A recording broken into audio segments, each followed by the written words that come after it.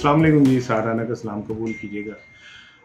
कल audio scandal के हवाले से मैंने आपसे बात की थी और मैंने कहा था कि शहबाज शरीफ साहब खुद मरियम को कॉर्नर करना चाहते हैं और वो चाहते हैं कि मरियम के ऊपर इतना प्रेशर आ जाए और उसका असल चेहरा लोगों के सामने आ जाए कि मरियम की सियासत जो है वो दफन हो जाए। आज इसका सबूत उन्होंने दे दिया और आज उन्होंने अपनी गुफ्तगू में ये कहा कि हाँ, मरियम ने सिफारिश की अपने दामाद के लिए भारत से प्लांट मंगाने की, लेकिन मैंने कहा कि मैं खुद बात कर लूँगा उस ब्यूरोक्रेट से। तो इससे बात आपको ये समझ आ गई कि शहबाज शरीफ ने मरियम को डिफेंड नहीं किया, बल्कि शहबाज शरीफ ने उस बात को इंडोर्स किया कि हाँ, मरियम ने अपने दामाद के लिए जो है वो मुझसे कहा कि प्लांट मंगा दे। अगर इन शहबाज शरीफ संजीदा होते तो आज डेफिनेटली शहबाज शरीफ साहब जो है वो जो GIT बनानी थी वो बन जाती। अगर वो बहुत संजीदा होते तो आज जो नेशनल सिक्योरिटी काउंसिल का इजलास होना था ऑडियो स्कैंडल के वाले से वो हो जाता, लेकिन अब ना आज ऑडियो स्कैंडल पे इजलास हो सका, वो भी मुलतवी हो गया और GIT भी नहीं बनी, बल्कि सुना है कि वज़ीर आज़म एक होम्योपैथिक टाइप कमेटी जो है वो इस इशू के ऊपर बनाने जा रहे हैं। मैंने इस पे तो आज से 7 बात कर रहा हूँ, लेकिन असल मेरी गुफ्तगू आज थी इसहाक डार साहब के हवाले से।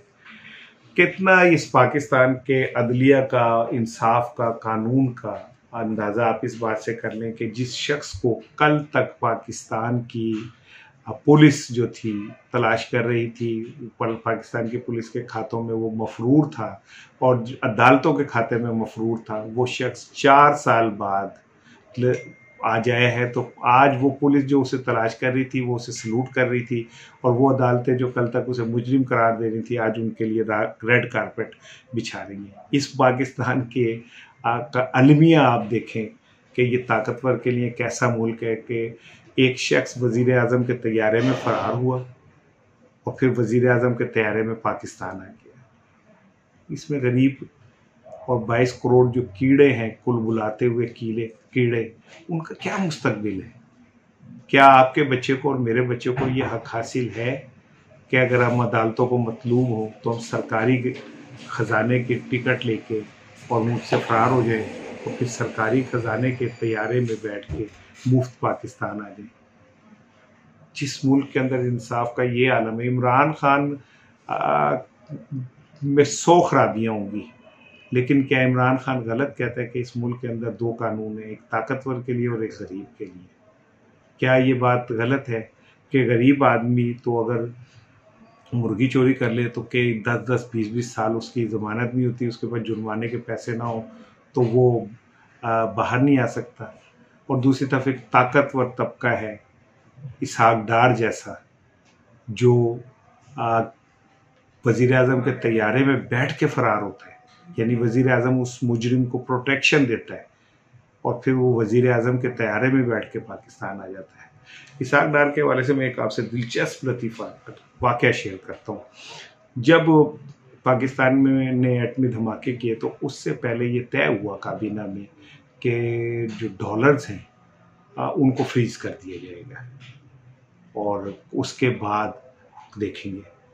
तो इसहाक डार साहब वज़ीर ख़जाना थे, तो what is white collar crime, मैं आपसे वो डिस्कस करना चाहता हूँ। इसहाक डार ने सरकारी ख़जाने से कुछ कर्ज लिया, पता नहीं उस टाइम तो 10-15 करोड़ भी बहुत बड़ी रकम थी, और लेके डॉलर खरीद लिए, खरीद के अपने पास रख लिया। फिर शाम को उन्होंने प्रेस कॉन्फ्रेंस करके कहा कि डॉलर फ्रीज कर दिए गए।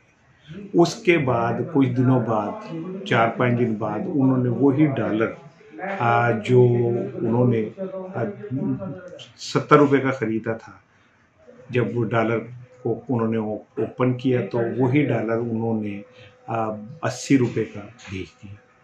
यानी सरकारी ख़जाने से पैसे लेके डॉलर खरीदे, डॉलर खरीद के खुद ही ऐलान कर दिया कि कीमतें बढ़ा दी, फिर ख़रीदे हुए डॉलर बेच दिए और हर डॉलर पे उन्होंने जो 20-30-40 रुपये कमाने थे वो कमा के उन पैसों से जो डॉलर खरीदे थे वो ख़रीद के रखे अपने पास मुनाफा, और जो पैसे सरकारी ख़जाने से लिए थे वो वापस जमा कर दिए।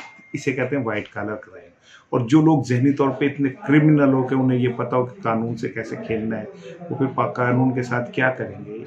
इसहाक डार साहब आए हैं, उन्होंने कहा कि मैं वहीं से सफ़र शुरू करूंगा जहाँ से छोड़ा था। तो भाई जहाँ से आपने छोड़ा था तो उस टाइम तो पाकिस्तान कर्ज़ों की दलदल में दबा हुआ था, महंगाई अपने अरूज पे थी। अब इस महंगाई को देख के वो महंगाई अगर ये लगे कि बहुत आसान थी तो वो एक अलग बात है, लेकिन उस दौर में जो लोग उस ज़िंदगी गुजार रहे थे उनके लिए ये वो ज़िंदगी ऐसी ही थी जैसी अब है। अल्लाह पाकिस्तान के हाल पर रहम करे और अल्लाह पाकिस्तान के इदारों पर रहम करे जो इस बेदर्दी से पाकिस्तानी अवाम के जज्बात को कुचल रहे हैं, इस बेदर्दी से पाकिस्तानी अवाम के जज्बात का मजाक उड़ा रहे हैं कि उन्हें इस बात की कोई परवाह नहीं है कि आम आदमी ये सोचने पे मजबूर हो रहा है कि ताकतवर के लिए कानून, इंसाफ, अदालतें, आइन सब जो हैं वो उसकी ठोकर पे है। वो कहते हैं कि अगर कोई ऐसा सोच रहा है तो सोचने दो, ये क्या कर सकते हैं, इनके पास कोई हल नहीं है सिवाय कुड़ने के, बेबसी के या सिसकते मर जाने के। पाकिस्तानी को इसके अलावा कुछ नहीं कर सकते कि अपने सामने ये खेल तमाशा होता देखते हैं।